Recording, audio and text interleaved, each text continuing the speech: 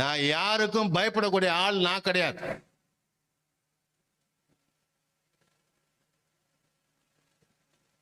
வாழ்ந்தா வைராக்கியமா வாழுங்கயா, அதுதான் ஊழியம். ஊழியனா என்ன நினைச்சுக்கிட்டேன்? ஊழியனா என்ன நினைச்சுக்கிட்டேன்?